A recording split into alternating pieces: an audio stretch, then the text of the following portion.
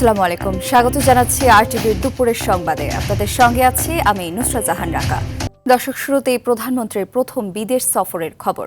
প্রধানমন্ত্রী হিসেবে দায়িত্ব গ্রহণের পর আজ প্রথম বিদেশ সফরে যাচ্ছেন তারেক রহমান। প্রথম দেশ হিসেবে মালয়েশিয়া সফর করবেন তিনি। দেশটির প্রধানমন্ত্রী আনোয়ার ইব্রাহিমের আমন্ত্রণে প্রধানমন্ত্রীকে বহনকারী বিমান বাংলাদেশ এয়ারলাইন্সের একটি ফ্লাইট বিকেলে ঢাকা থেকে কুয়ালালামপুরের উদ্দেশ্যে রওনা হওয়ার কথা রয়েছে। মালয়েশিয়া সফর শেষে তিনি চীনের প্রধানমন্ত্রী লি কিয়াংয়ের আমন্ত্রণে সরাসরি চীনে যাবেন। এ সময় মালয়েশিয়ার শ্রমবাজারে আরও কর্মী নিতে অনুরোধ জানানো হবে। রোহিঙ্গা প্রত্যাবর্তন সহ গুরুত্বপূর্ণ বিষয়গুলো মালয়েশিয়ার প্রাধান্য পাবে বলে জানায় পররাষ্ট্র মন্ত্রণালয়। এছাড়া চীন সফরে ১৩টি সমঝোতা স্মারক, ২টি চুক্তি, একটি কর্মপরিকল্পনা এবং একটি প্রোটোকল সহ ১৫ থেকে ১৭টি দ্বিপক্ষীয় চুক্তি স্বাক্ষরিত হবে বলে আশা করা হচ্ছে।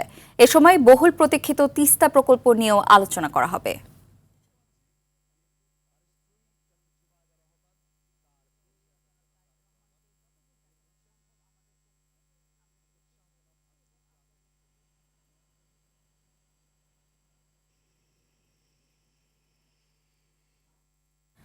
দর্শক, এই মুহূর্তে কুয়ালালামপুরে সরাসরি যুক্ত হচ্ছেন সহকর্মী মায়াতুল রহমান রুবেল।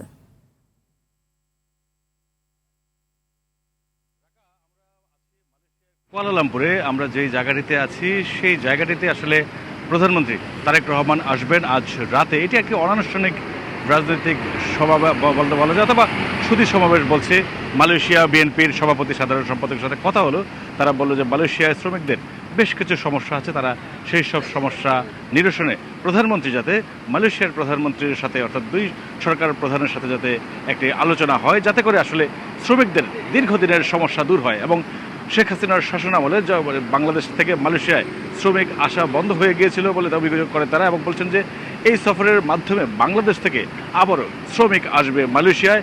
মধ্যপ্রাচ্যের পর দ্বিতীয় শ্রমবাজার মালয়েশিয়ায় বলে হিসেবে পরিচিত বাংলাদেশের, এবং মালয়েশিয়ায় প্রচুর বাংলাদেশি শ্রমিক কাজ করে, এবং শ্রমিকদের মালয়েশিয়ার শ্রমিকদের কাজ করার ফলেই বাংলাদেশে প্রচুর রেমিটেন্স যায় বলে মনে করছেন তারা আশা করছেন যে প্রধানমন্ত্রীর মালয়েশিয়া সফরটি অত্যন্ত গুরুত্বপূর্ণ, এবং এই উপলক্ষে এই মালয়েশিয়াতে থাকা বাংলাদেশিদের মধ্যে একটি উৎসবের আমেজও রয়েছে। যদিও মালয়েশিয়া ভিন্ন দেশ, সেইখানে আসলে রাজনৈতিক সভা সমাবেশ সেই অর্থে করা যায় না। যদিও তারপরেও দলের নেতাকর্মীদের মধ্যে আমরা দেখেছি উচ্ছ্বাস। তারা বলছেন যে সরকার এই দেশের সফরের ফলে তাদের যে দুঃখ দুর্দশাগুলো ছিল সেই দুঃখ দুর্দশার লাঘব হতে পারে। মালয়েশিয়ার প্রধানমন্ত্রীর সাথে আগামীকাল বেশ কিছু প্রোগ্রাম রয়েছে, এবং সরকারের বিভিন্ন পর্যায়ের বেশ কয়েকটি বৈঠক রয়েছে। দুই দেশের সরকার প্রধানের একটি যৌথ সংবাদ সম্মেলনের কথা রয়েছে, মালয়েশিয়ার রাজার সাথে সাক্ষাতের কথা রয়েছে, এবং আগামীকাল খুব ব্যস্ত সময় কাটাবেন বাংলাদেশের প্রধানমন্ত্রী তারেক রহমান মালয়েশিয়াতে, এটুকু আমরা জানতে পেরেছি। এবং এই উপলক্ষে সাত রবে এলাকায় আমরা দেখেছি যে সড়ক দ্বীপগুলোতে বাংলাদেশ এবং মালয়েশিয়ার পতাকা কিন্তু ইতিমধ্যে শোভা পাচ্ছে, আমরা দেখেছি। এবং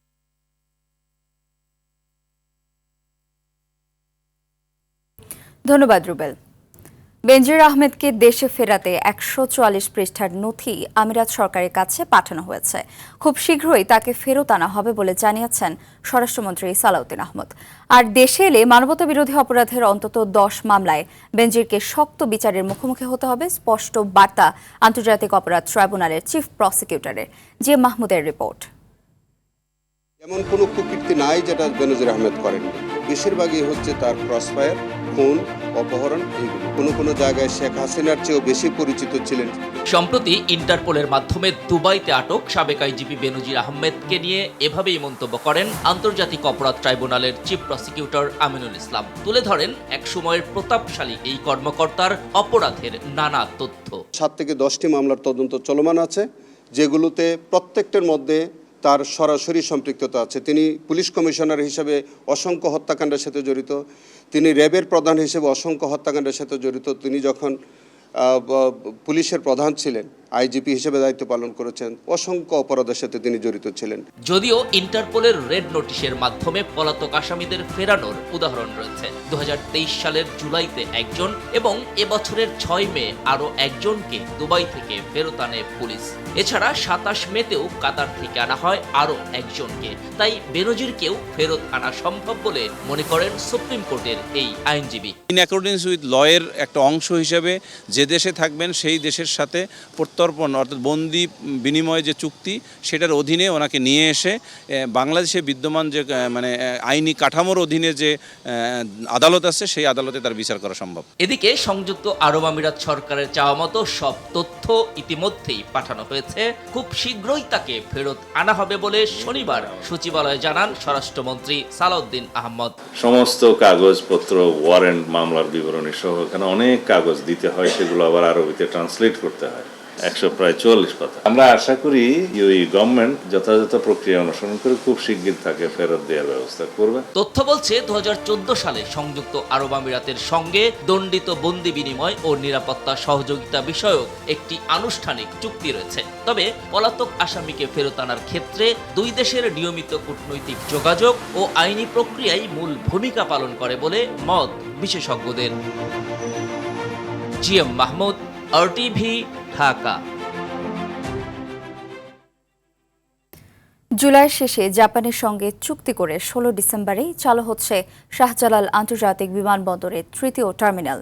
রাজধানীর একটি হোটেলে সিভিল এভিয়েশনের মাস্টার প্ল্যান বিষয়ক ওয়ার্কশপ শেষে সাংবাদিকদের একথা জানান বেসামরিক বিমান পরিবহন ও পর্যটন মন্ত্রী আফরোজা খানম। একই অনুষ্ঠানে বিমান প্রতিমন্ত্রী বলেন, কক্সবাজার বিমানবন্দরকে আন্তর্জাতিক করার প্রক্রিয়া চূড়ান্ত পর্যায়ে রয়েছে। খুব দ্রুতই আন্তর্জাতিক ফ্লাইট চালু হবে। পাশাপাশি বগুড়া সহ 4টি নতুন বিমানবন্দর চালুর প্রক্রিয়া চলছে। অন্যদিকে থার্ড টার্মিনালের গ্রাউন্ড হ্যান্ডেলিংয়ে বিমানের সঙ্গে বিদেশি কোম্পানি থাকলেও কার্গো হ্যান্ডেলিং এককভাবেই বিমান করবে বলে জানানো হয় ব্রিফিংয়ে। কন্ট্রাক্টটা যাতে আমরা জুলাইতেই করতে পারি সেই বিষয়ে তার সহযোগিতা কামনা করেছি এবং তিনি আশ্বাস দিয়েছেন যে কোনো অসুবিধা হবে না এবং আমাদের এখানে সিভিল এভিয়েশনের আন্ডারে যে ওরাট করার জন্য নিপুণকে আছে তাদেরকেও তিনি বলেছেন যে সিভিল এভিয়েশন চেয়ারম্যান সাহেবকে রিকোয়েস্ট করার জন্য টু স্টার্ট। তাতে করে মনে হয় যে আমাদের কোনো অসুবিধা হওয়ার কথা না। দেশের প্রাইমারি স্বাস্থ্য সেবা নিশ্চিত করতে চায় সরকার। গ্রাম শহরের মধ্যে চিকিৎসার কোনো পার্থক্য থাকবে না বলে জানিয়েছেন প্রধানমন্ত্রীর স্বাস্থ্য বিষয়ক বিশেষ সহকারী ডক্টর SM জিয়াউদ্দিন হায়দার। তিনি বলেন, উপজেলা স্বাস্থ্য কমপ্লেক্সের মধ্যে মা ও শিশুর স্বাস্থ্য সেবা নিশ্চিত করা হবে। স্বাস্থ্য খাতে আন্তর্জাতিক সহযোগিতা সম্পর্কিত বিষয়ে সংবাদ সম্মেলনে একথা বলেন তিনি। অন্তর্বর্তী সরকারের সময় হামের টিকা দেওয়ার ক্ষেত্রে ফান্ড সংকটের পাশাপাশি গাফিলতিও ছিল, তবে তদন্তের প্রয়োজন নেই। প্রাইভেট হাসপাতালে স্বাভাবিক ডেলিভারির জন্য নির্দিষ্ট ইউনিট নেই, এখন থেকে সেটা নিশ্চিত করা হবে বলেও জানান জিয়াউদ্দিন হায়দার। দেশব্যাপী আমরা প্রাইমারি হেলথ কেয়ার যে নেটওয়ার্ক, এই নেটওয়ার্কটাকে প্রতিষ্ঠিত করার উদ্যোগ নিয়েছি। প্রত্যেকটা ইউনিয়ন একটি করে প্রাইমারি হেলথ কেয়ার ইউনিট থাকবে। একটা ইউনিট অর্থ এখানে একটা ইউনিয়ন লেভেলের স্বাস্থ্য কেন্দ্র থাকবে যেখানে আপনার প্রাথমিক চিকিৎসা দেওয়া হবে এবং শহরাঞ্চলে প্রত্যেকটা ওয়ার্ডে, মানে গ্রাম শহরের মধ্যে যে হেলথ সার্ভিস যে ডেলিভারি প্যাকেজ, এই প্যাকেজের কোনো পার্থক্য থাকবে না, মানের কোনো পার্থক্য থাকবে না। বিএনপি সরকারের প্রথম 4 মাসের সবচেয়ে বড় সাফল্য হিসেবে নির্বাচনী ইশতেহার দ্রুত বাস্তবায়নের উদ্যোগকে উল্লেখ করেছেন বক্তারা। সকালে জাতীয় প্রেস ক্লাবে সুশাসনের জন্য নাগরিক সুজন আয়োজিত বিএনপি সরকারের 4 মাস প্রত্যাশা অর্জন ও করণীয় শীর্ষক গোলটেবিল বৈঠকে এই মন্তব্য করা হয়। তবে সরকারের বিভিন্ন সাফল্যের পাশাপাশি কিছু ব্যর্থতার দিকও তুলে ধরা হয়। বক্তারা বলেন, জুলাই সনদ ও গণভোটের রায় বাস্তবায়নে গড়িমসি করলে সরকারের অর্জন ও ব্যক্তিগত সাফল্য অনেকটাই ম্লান হয়ে যেতে পারে। এছাড়াও সরকারের সংস্কারের ক্ষেত্রে গড়িমসি নিয়োগে দলীয় আনুগত্য, ব্যাংকিং খাতে আপোষ, বাজেটে অবাস্তব রাজস্ব লক্ষ্যমাত্রা, আইনশৃঙ্খলা বাহিনীর রাজনৈতিক ব্যবহার, গণতান্ত্রিক মূল্যবোধে অনীহা এটি ভবিষ্যতের জন্য উদ্বেগজনক সংকেত বলেও উল্লেখ করেন তিনি।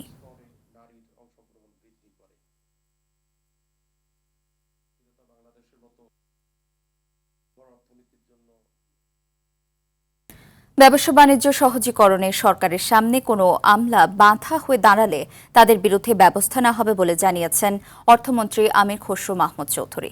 সকালে রাজধানীর একটি হোটেলে প্রস্তাবিত বাজেট বিষয়ে আয়োজিত আলোচনায় তিনি এসব কথা বলেন। মন্ত্রী বলেন, দেশের অর্থনৈতিক ব্যবস্থার সার্বিক উন্নয়ন স্বাভাবিক করতে 2 বছর সময় লাগবে। প্রস্তাবিত বাজেটে কিছু সমস্যা আছে, সেগুলো পুনর্বিবেচনা করা হচ্ছে। শিল্পের উন্নয়নে ক্রমান্বয়ে দেশীয় ব্যাংক খাত থেকে ঋণ না কমিয়ে বিকল্প উৎস থেকে নেওয়ার পথ খুঁজছে সরকার। ফ্যামিলি কার্ডের মাধ্যমে নারীর ক্ষমতায়ন বাড়বে বলেও জানান অর্থমন্ত্রী। যে মাল্টিল্যাটারাল যে ফাইন্যান্স গুলো হতো, এগুলো কস্ট কিন্তু বেড়ে যাচ্ছে। এই জন্য আমাদেরকে একটা অল্টারনেটিভ আর্কিটেকচার করতে হচ্ছে। সো আমরা মার্কেট বেসড ফাইন্যান্সিং এ যেতে হবে। এই ফ্যামিলি কার্ডটা কিছুটা প্রবলেম সলভ করছে। এটা at the end of the day বাংলাদেশের এলিজিবল যত ফ্যামিলি আছে সবাই কাছে যাবে, সবার কাছে। চলতি অর্থ বছরের শেষ প্রান্তে এসেও রাজস্ব আদায়ের লক্ষ্যমাত্রা থেকে 1 লাখ কোটি টাকার বেশি পিছিয়ে জাতীয় রাজস্ব বোর্ড এনবিআর। এমন অবস্থায় আগামী 2026-27 অর্থ বছরে প্রস্তাবিত বাজেট অনুযায়ী 6,04,000 কোটি টাকা রাজস্ব সংগ্রহের কঠিন দায়িত্ব পালন করতে হবে এই সংস্থাটিকে। অর্থনীতিবিদরা বলছেন, এনবিআর এর কার্যক্রমকে আধুনিক ও রাজনৈতিক প্রভাবমুক্ত করা না গেলে আসছে অর্থ বছরেও রাজস্ব আদায়ে ঘাটতি থেকে যাবে। এদিকে দেশে দিন দিন কোটিপতির সংখ্যা বাড়লেও সেই হিসেবে বাড়ছে না কর জিডিপির অনুপাত। আরও জানাচ্ছেন আব্দুর রহিম।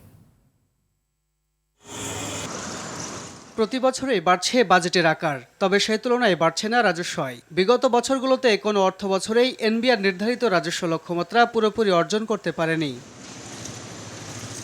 চলতি অর্থ বছরে এখন পর্যন্ত আদায় হয়েছে 3 লাখ কোটি টাকার বেশি, ফলে বিশাল ঘাটতি নিয়ে শেষ হচ্ছে অর্থ বছর। এদিকে নতুন বাজেটে মোট রাজস্ব আয়ের প্রায় 87% আসার কথা এনবিআর এর মাধ্যমে। অর্থনীতিবিদদের মতে বাজেটে বিশাল এই লক্ষ্যমাত্রা কাল্পনিক নয়, বরং দেশের অর্থনীতির আকার অনুযায়ী যৌক্তিক। তবে কর হার, কর নীতির যৌক্তিকীকরণ ও রাজস্ব খাতে সংস্কার করতে পারলে লক্ষ্য অর্জন অসম্ভব নয় বলে জানান তারা। অবশ্যই এনবিআরকে একটা চ্যালেঞ্জিং লক্ষ্যমাত্রা দেওয়া হয়েছে এবং এনবিআর খুব সচেতনভাবেই আমার মনে হয়েছে যে এই টার্গেটটি তারা নিতে চেয়েছেন এবং সে লক্ষ্যে তারা বিভিন্ন রকমের নতুন নতুন এরিয়া তারা আইডেন্টিফাই করেছেন যে জায়গা থেকে তারা রাজস্ব আহরণ বাড়াতে চান। ধীরে ধীরে আমাদের জন্য একটা ইন্টিগ্রেটেড ফাইন্যান্সিয়াল ট্রানজ্যাকশন সিস্টেমে যেতে হবে, যেখান থেকে যে কেউ যে কোনো পর্যায়ে ট্রানজ্যাকশন করলে সেটি আসলে ট্রেস করা যায়, ট্র্যাক করা যায় এবং তাকে ট্যাক্সের আওতার ভিতরে নিয়ে আসা সহজতর হয়। এছাড়াও কর প্রশাসনের জবাবদিহিতা নিশ্চিত করার পরামর্শ দেন অর্থনীতিবিদরা।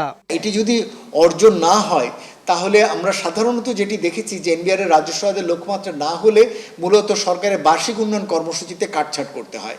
তো এবারও সরকার প্রায় 1 লক্ষ কোটি টাকা বাড়তি ধরে প্রায় 3 লক্ষ কোটি টাকার বার্ষিক উন্নয়ন কর্মসূচি ঘোষণা করেছেন। এনবিআরকে আধুনিক, দক্ষ ও স্বচ্ছ প্রতিষ্ঠানে রূপান্তর করা গেলে সরকারের উচ্চাভিলাষী রাজস্ব লক্ষ্যমাত্রা অর্জন সম্ভব হওয়ার পাশাপাশি ঘাটতি থেকেও মুক্তি মিলবে জানান অর্থনীতিবিদরা। আব্দুর রহিম, RTV, ঢাকা। হবিগঞ্জের নবীগঞ্জ উপজেলায় ঢাকা সিলেট মহাসড়ক পারাপারের সময় ট্রাক চাপায় সোহেল মিয়া নামে এক সিএনজি অটোরিকশা চালক নিহত হয়েছেন। এ ঘটনার প্রতিবাদে সিএনজি শ্রমিকরা মহাসড়ক অবরোধ করলে প্রায় 1 ঘণ্টা যান চলাচল বন্ধ থাকে। পরে মহাসড়কে যান চলাচল স্বাভাবিক হয়। ভোরে উপজেলার আউশকান্দি কিপ্রিয়া চত্বর এলাকায় এ দুর্ঘটনা ঘটে। নিহত সোহেল মিয়া কুর্শি গ্রামের বাসিন্দা। এদিকে শেরপুর শহরের শাপলা চত্বর মোড়ে ট্রাক চাপায় মান্নান নামে এক যুবক আহত হয়েছেন। শুধু আইন দিয়ে মাদক বন্ধ করা যাবে না, সবাই মিলে কাজ করলে মাদক নিয়ন্ত্রণ সম্ভব বলে জানিয়েছেন সমাজ কল্যাণ মন্ত্রী ডাক্তার AZM জাহিদ হোসেন। দুপুরে আহসানুল্লাহ বিশ্ববিদ্যালয়ে মাদক দ্রব্যের অপব্যবহার ও অবৈধ পাচার বিরোধী আন্তর্জাতিক দিবস উপলক্ষে যুবকদের জন্য প্রমাণ ভিত্তিক প্রতিরোধ বিষয়ে আয়োজিত সেমিনারে তিনি কথা বলেন। তিনি বলেন, সামাজিক দায়বদ্ধতা থেকে সবাই সচেতন হলে মাদকের প্রতি প্রবণতা কমানো সম্ভব। স্মার্টফোন ব্যবহার কমানো ও ডিজিটাল মাধ্যমে জুয়া বন্ধ করতে পারলে যুব সমাজকে মাদকের ভয়াবহতা থেকে রক্ষা করা যাবে। একটি মানবিক বাংলাদেশ গঠনে সরকার কাজ করে যাচ্ছে বলেও জানান তিনি। কার্যক্রম নিষিদ্ধ আওয়ামী লীগের প্রতিষ্ঠা বার্ষিকী উপলক্ষে দলটির অপতৎপরতা চালানোর শক্তি নেই বলে জানিয়েছেন শিক্ষাবিদ, সমাজচিন্তক ও রাজনৈতিক বিশ্লেষক অধ্যাপক ডক্টর মাহবুবুল্লাহ।